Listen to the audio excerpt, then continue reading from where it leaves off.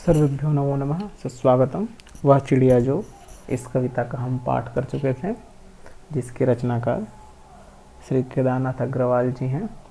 आज उसी से संबंधित कुछ प्रश्नोत्तर पर विचार करेंगे। यह तो कविता थी हमारी।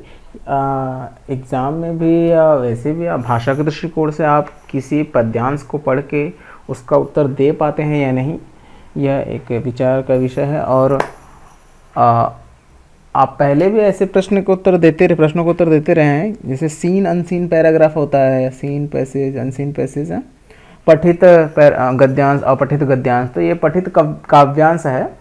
परीक्षा में पठित काव्यांश भी आ सकता है, अपठित काव्यांश भी आ सकता है। तो पठित आएगा तो इस प्रकार से आपको कविता का अंश दिया जाएगा और इसी के अनुसार, इसी पर आधारित होकर प्रश्न किए जाएंगे। तो इतने पार्ट से, इतने भाग से इस प्रकार के प्रश्न हो सकते हैं। आपको प्रश्न का उत्तर अपने पुस्तिका में लिखना है।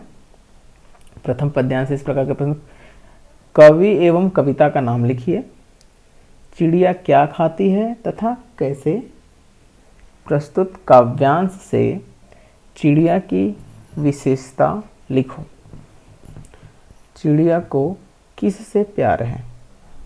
काव्यांश होगा, यहाँ पे टाइपिंग मिस्टेक है, यहाँ पे 100 भी रहेगा। किससे प्यार है, यह दूसरा काव्यांश है। इस पर आधारित प्रश्न किस प्रकार से आ सकते हैं, मैंने इनकी व्याख्या पहले वीडियो में दे रखी है। पहले वीडियो में इनका भावार्थ व्याख्या कर रखा है, शब्दार्थ बता रखा है, और चिड़िया क्या क्या कर रही है, क्यों कर रही है, करके कैसा महसूस करती है, इन सब के बारे में बताया जा चुका है। अब कोई भी समस्या हो आपको उत्तर देने से, यदि आपको ये पद्यांश से नहीं समझ में आता है तो आप वीडियो देख सकते हैं जो पहले मैंने शेयर की थी। चिड़िया किसकी खातिर एवं कैसे गाती है, प्रस्तुत काव्यांश से चिड़िया की अन्य विशेषताएं लिखो, चिड़िया को किससे प्यार है। अर्थ लिखना है आपको। रस उड़ेलकर गा लेती है का क्या मतलब है, और चढ़ी नदी का दिल टटोलकर जल का मोती ले जाती है का क्या मतलब है। यह तीसरा काव्यांश है, पद्यांश है। तृतीय पद्यांश से जल का मोती क्या है, यह जल का मोती किसे कहते हैं, चिड़िया इसे कैसे ले जाती है, चिड़िया के पंख कैसे हैं, चिड़िया को किससे प्यार है। इस पद्यांश के अनुसार आपको बताना है। अब पूरे कविता से इस प्रकार के प्रश्न हो सकते हैं: चिड़िया को संतोषी, मुंह बोली तथा गर्वीली क्यों कहा गया है। छोटी की मात्रा आएगी ना यहाँ पर, क्यों कहा गया है। तो प्रस्तुत दूसरा प्रश्न है, प्रस्तुत पाठ की चिड़िया से आप कौन सा गुण सीखना चाहेंगे। यदि आपको कोई क्वालिटी सीखना है इस चिड़िया से, जबकि पहले ही कवि ने बता रखा था कि यह मेरी कल्पना है, मेरे अंदर इस प्रकार की चिड़िया है, मेरे पास ऐसे गुण हैं कि मैं संतोषी हूँ, गर्व करता हूँ अपने कार्यों पे, अन्न का सम्मान करता हूँ, ठीक है। तो इस प्रकार से इस पाठ की चिड़िया से आप कौन सा गुण सीखना चाहेंगे। और एक और प्रश्न है, ये सबसे मज़ेदार प्रश्न होता है। एक प्रश्न मैं ऐसा देता हूँ, आप अपने परिवार के सभी सदस्यों की एक एक विशेषता लिखिए। ये आपको लिखना है, परिवार में जितने भी सदस्य हैं उन सब की एक एक क्वालिटी लिखनी है, ठीक है। तो मैं भी जैसे लिख सकता हूँ कि मेरे भैया लंबे हैं, उनकी एक विशेषता है। अब और भी लिख सकता हूँ कि मेरे भैया भावुक हैं, और भी लिख सकता हूँ मेरे भैया ईमानदार हैं। तो आपको सभी सदस्यों पर लिखना है, ठीक है। भाषा की बात कर लें, यहाँ मैंने लिखा कि विशेषता लिखनी है। तो किस प्रकार की विशेषता, ये विशेषता शब्द कहाँ से बना, तो विशेषण है और विशेष्य है, जो पहले भी बात किया था हमने। और भाषा की बात में ये व्याकरण है एक प्रकार का। आपको व्याकरण, भाषा की बात जितनी भी चैप्टर में जितनी जगह भी आया है वो व्याकरण से संबंधित प्रश्न है। तो विशेषण जो शब्द संज्ञा या सर्वनाम की विशेषता बतलाते हैं उन्हें विशेषण कहते हैं। जैसे लंबा आदमी आ रहा है। अब देखिए यहाँ आदमी जो है एक संज्ञा है, वह आ रहा है। तो आ रहा है तो आदमी आ रहे हैं बहुत सारे यदि कहा जाए, और उसमें एक लंबे आदमी को बुलाओ तो आप जाओगे एक को पढ़ के ला दोगे। यदि क्वालिटी नहीं है, ये विशेषता नहीं है उसकी, ये विशेषण नहीं है, तो आप एक को कैसे, उन सभी आदमियों में से एक को कैसे चयन कर पाते। यहाँ तो वाक्य इस प्रकार से, लंबा आदमी आ रहा है, मान लो ऐसे बहुत सारे लोग आ रहे होते, हम बोलते लंबे को बुलाना जरा, लंबे को, आदमी भी नहीं बोलते, वो एक आप लंबे वाले को पढ़ के ले आते, तो वो उसकी विशेषता थी, तो उससे जो उसकी पहचान होगी। तो इस प्रकार से लंबा जो है ये गुणवाचक विशेषण बना। तो ये 4 प्रकार के विशेषण हैं। आगे और दूसरे पाठ में विशेषण पर और विस्तृत चर्चा है, वहाँ पे गुणवाचक, संज्ञावाचक, परिमाणवाचक और सारांशिक विशेषणों पर भी चर्चा करेंगे। यहाँ नाम जानना ही पर्याप्त है। और विशेष्य किसे कहते हैं? विशेषण जिसकी विशेषता बतलाता है वह विशेष्य है। जैसे लंबा आदमी आ रहा है तो ये लंबा तो यहाँ पे विशेषण है, तो विशेष्य क्या हो गया? आदमी। किसकी विशेषता बता रहा है? ये लंबा, लंबा जो शब्द है ये गुणवाचक शब्द है, किसकी विशेषता बता रहा है? इस आदमी की। तो लंबा क्या है? विशेषण, और आदमी क्या है? विशेष्य। विशेषण और विशेष्य। क्रिया विशेषण, क्रिया विशेषण क्या है? जो शब्द क्रिया की विशेषता बतलाते हैं उन्हें क्रिया विशेषण कहते हैं। जैसे आदमी धीरे धीरे आ रहा है, अब ये चलने की विशेषता है, आने की विशेषता है धीरे, मैं जल्दी जल्दी खाता हूँ, तुम धीरे धीरे पीती हो।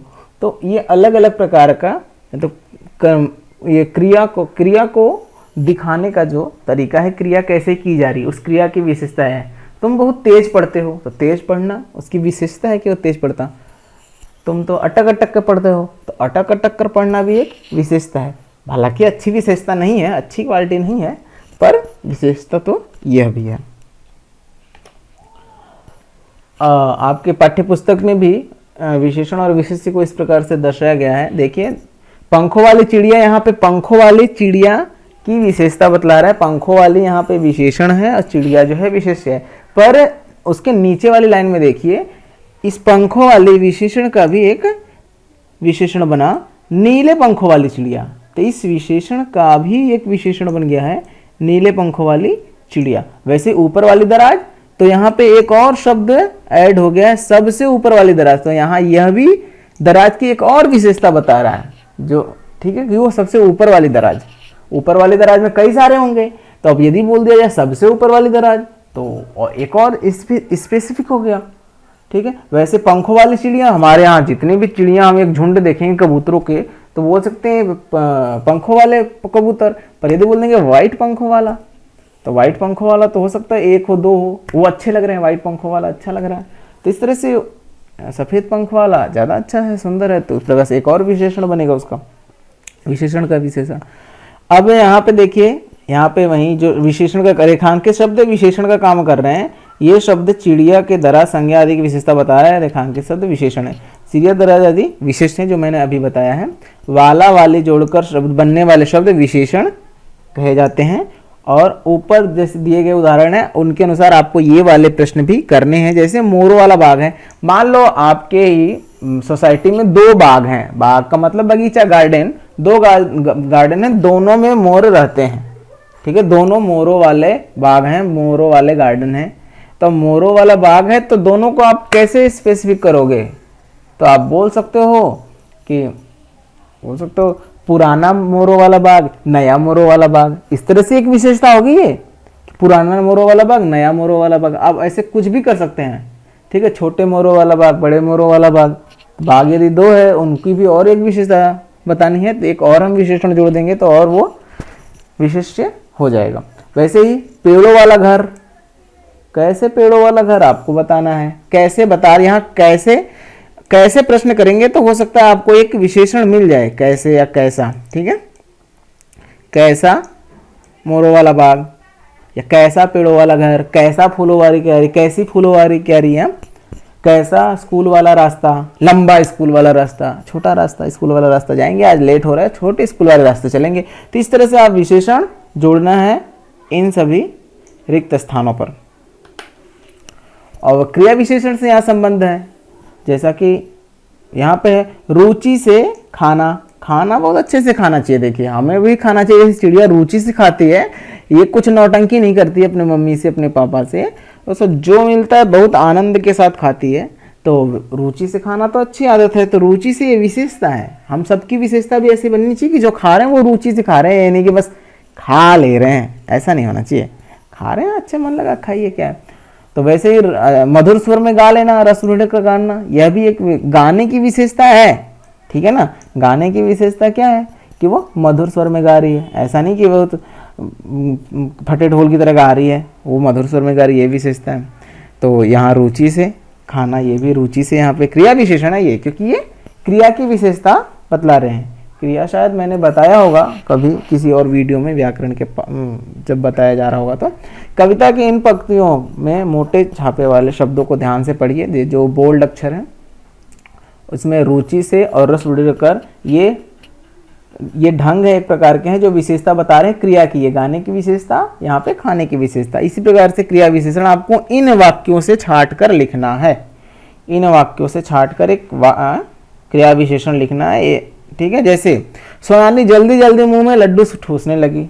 अब ठूसने लगी तो ये तो क्रिया है, अब ठूसने लगी कि कौन शब्द विशेषता बतला रहा है, तो यहाँ पे जल्दी जल्दी ही यहाँ पे क्रिया विशेषण है।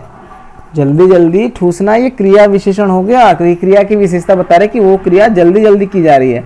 तो ये ध्यान रखिएगा कि इन सभी वाक्यों में एक एक क्रिया विशेषण है ही, और उनको छाटकर आपको पूरा वाक्य लिखना है। ये प्रश्न में ये नहीं लिखना है, ये प्रश्न में नहीं लिखना है, आप केवल ये उदाहरण लिखिए और इनके आगे डैश डालकर क्रिया विशेषण लिखिए। इस प्रकार से आप इसको पूरा कर सकते हैं।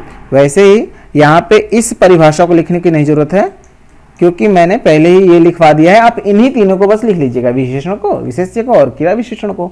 तो इनको लिखने के बाद आपको ये वाला पोर्शन नहीं लिखना है और नीचे ये वाला पोर्शन बीच वाला भी नहीं लिखना है। आपको उदाहरण लिख के इसके आगे आपको क्रिया विशेषण लिख देना है। जैसे यहाँ पे जल्दी जल्दी है तो जल्दी जल्दी क्रिया विशेषण है, इस प्रकार से, या जल्दी जल्दी को अंडरलाइन कर देना है या मोटा बोल्ड दूसरे कलर से लिख देना है, जैसे भी आप इसको इंगित कर सकते हैं, आपको करना है। ये हमारा पाठ पूरा हो चुका है। मैं जब भी कक्षा खुलेगी तो मैं पूछूंगा इससे क्या सीखा। मैं कॉपी तो बाद में चेक करूंगा, पहले मैं पूछूंगा चिड़िया से कौन सा गुण सीखा आपने, कौन सी क्वालिटी सीखी आपने चिड़िया से, ठीक है, आपको बताना है। और विशेषण विशेष से मैं किसी का भी विशेषण पूछ सकता हूँ, आपके मित्र की, आपके मम्मी के, आपके पापा की, एक विशेषण कोई भी, आपका भी विशेषण पूछ सकता हूँ, आपकी विशेषता क्या है। तो आप इन सब प्रश्नों के लिए तैयार रहिएगा जब भी हम मिलेंगे आमने सामने। धन्यवाद, फिर मिलेंगे नए अध्याय के साथ।